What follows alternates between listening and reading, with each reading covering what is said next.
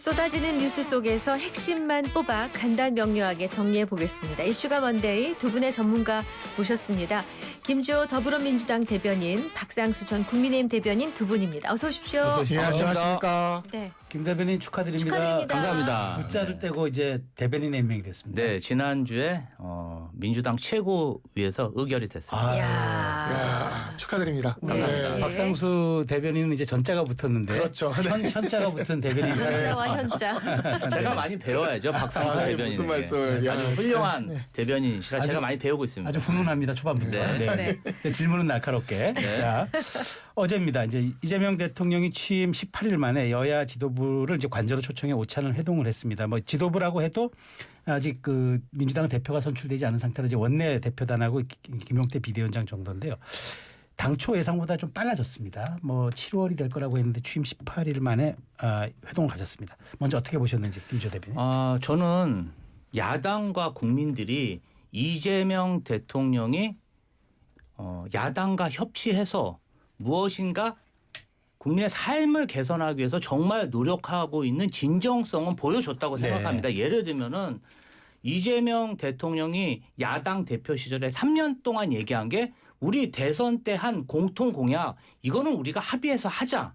그 얘기를 어제도 똑같이 얘기하셨습니다. 그러니까 싸울 건 싸우더라도 우리가 공약한 것은 같이 지키자. 그 얘기를 하셨고 어떻게 보면은 김용태 비대위원장 같은 경우는 선거로 선출된 대표도 아니고 이제 임기가 열흘 남짓 남았는데 많이 뭐 반대했다는 분도 계세요. 그런데 굳이 김용태 비대위원장과 같이 대화를 먼저 청했단 이런 부분에 있어서는 과거 윤석열 대통령이 야당 대표를 범죄자 취급하면서 700일 가까이 멀리했던 건가 당선되자마자 17일, 18일 만에 야당 대표와 전격적으로 회담한 이 자체가 이재명 대통령이 국정에 정말 진심을 가지고 있다.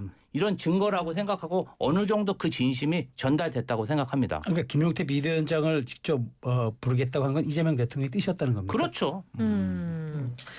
저도 빠른 시간 안에 여야 지도부를 초청해가지고 회담을 가진 거에 대해서는 높이 평가를 하고 싶습니다. 그래서 정말 앞으로 우리 국민들이 지난 한 6개월 정도 굉장히 많이 지쳐 있었기 때문에 여야가 좀 이렇게 한 마음이 돼서 협치를 하는 모습을 보여주는 것은 굉장히 앞으로 좀 필요할 것 같다라고 생각은 드는데 어제 조금 이제 인상적이었던 장면이 제가 개인적으로 봤을 때 인상적이었던 장면은 그 장면이었어요. 그러니까 김민석 총리 후보자에 대해서 이제 질문이 들어갔을 때 그 이재명 대통령이 G7 정상회담을 끝내고 귀국했을 때랑은 조금 다른 물론 자리가 그런 자리여서일 수는 있겠지만 조금 다른 모습을 좀 보여준 면이 있었던 것 같다. 어떻게 달랐습니까? 그러니까 G7 때는 그냥 김민석 총리 후보자를 그냥 바로 무조건 임명할 것 같은 그런 좀 분위기였거든요. 근데 어제는 뭐 원론적이기는 하지만 그래도 그 원론적인 거라도 약간은 좀 제가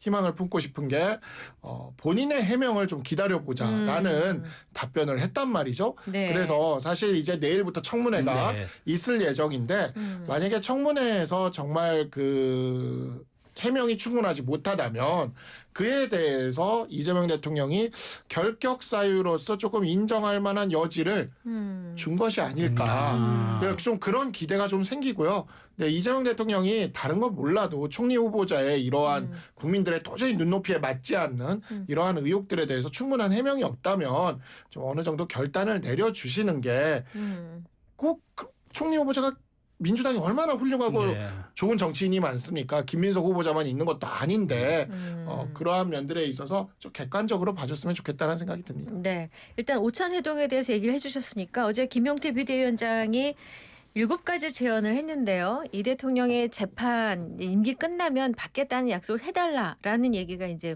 여러 뉴스에서 헤드라인처럼 뽑혔습니다. 자.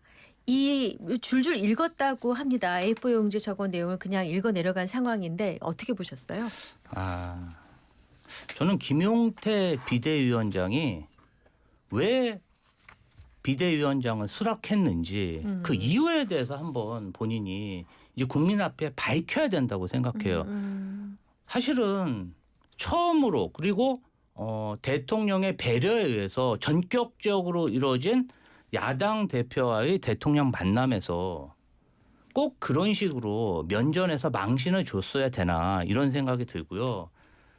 이재명 대통령의 재판은 김용태 비대위원장이 이야기하지 않아도 법에 따라서 진행이 될 겁니다. 네. 아니 대통령이나 대통령직을 물러난 이후에도 이재명 대통령이 법을 거부할 수는 없잖아요. 그런데 굳이 처음 만남부터 그러한 이야기를 한다는 것 자체가 대통령이지만 범죄 혐의자다. 그 이상도 그 이하도 아니다. 좀 비하하려는 그런 생각이 많았던 것 같고요. 더 들어가 보면 이분이 차기 당대표를 노리고 지지층에 뭔가 호소하려는 그러한 노력의 일환으로 이런 발언을 했다고 생각합니다. 사실은 지난 대선에 책임을 지고 사퇴했어야 되는데 사퇴도 안 하고 지금도 강원도다 어디다 굉장히 많은 행보를 하고 다니시더라고요. 네.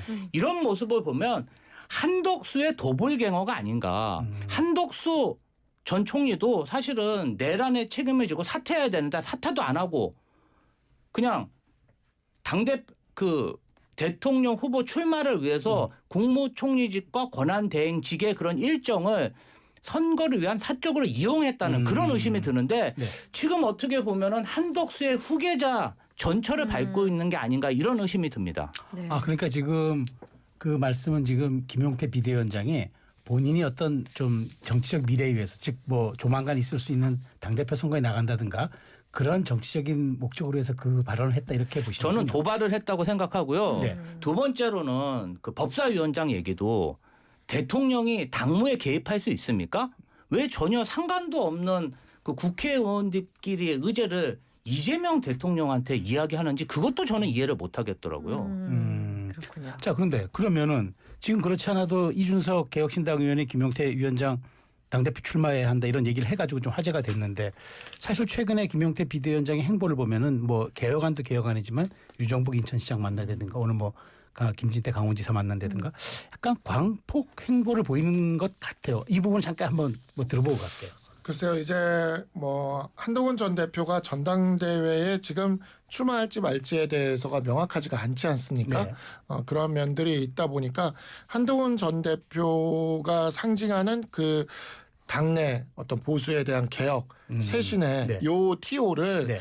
그거를 차지하고자 하는 이러한 그 정치인들이 지금 좀 나서는 것 같아요. 아 그래요. 네, 그 부분에 대해서 내가 한번 대변을 그러면 안 나온다면 네. 내가 한번 출마해가지고 그 부분을 이렇게 좀 지지를 받아보겠다 네. 하는 그러한 정치인들이 몇 명이 지금 좀 제가 눈에 띄는 것 또 같고 누가 있어요?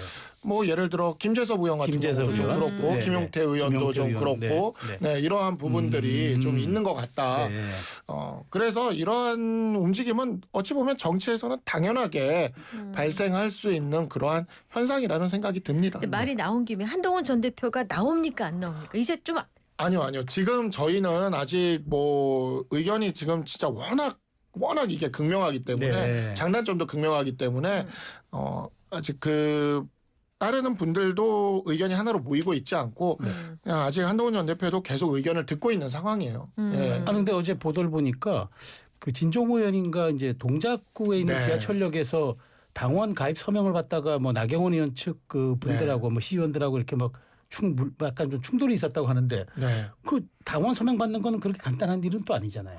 근데 당원 모집을 네. 우리 당 의원이 네. 모집을 하는데 지역의 신고위원들이 나타나서 의원에게 국회의원에게 네. 내 허락이냐 이런 얘기를 저한테 전화해 이렇게 얘기하는 거는 이건 뭔가 하여튼 뭐가 좀 안 맞아요. 크게 안 맞아요.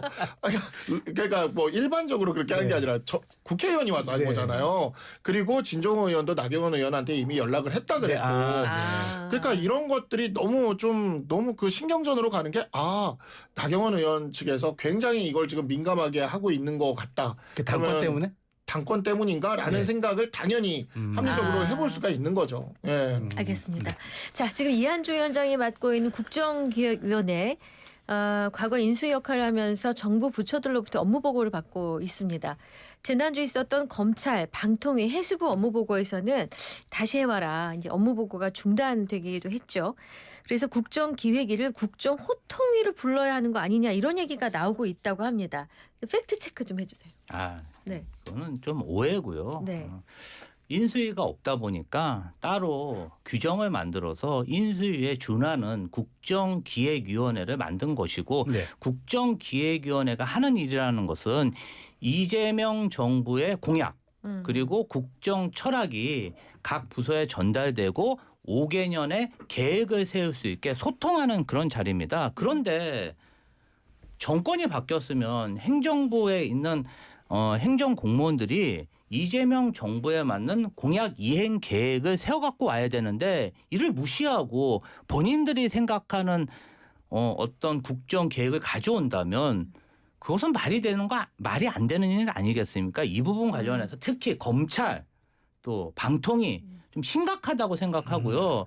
아무래도 지난 정권 때 행정부 각 조직들이 권력 누수가 많았고 잘 통제가 안 되다 보니까 제멋대로 행정이 습관화가 돼서 이런 일이 벌어진 것 같습니다. 지금이라도 국정기획위원회의 어떤 지침이나 가이드라인을 잘 따라서 아주 성심성의껏 계획을 내면 큰 네. 문제가 없을 거라고 생각합니다. 네. 그런데 2달 정도 되거든요. 그런데 이제 첫 업무 보고는 사실상 공약이라든가 이걸 반영하기 좀 어렵고 거기 이제 파견된 기획위원 전문위원들이 지시하면은 그걸 받아서 다시 오고 이렇게 해서 2달간 이제 최종 백서를 내는 과정으로 저도 알고 있는데 초반부터 이렇게 군기를 좀 세게 잡는 거는 일종의 좀 갑질 아니냐 그런 지적이 있더라고요. 그러니까 소위 말하는 늘공들이 너무 지금 고통스러울 것 같아요. 그러니까 저는 제가 이거를 경험해 본 적은 없지만 예전에 이제 그 민주당 정부에서 들어왔을 때 네. 제가 이제 정부 연구 용역에 이게 참여를 한 적이 있는데 네.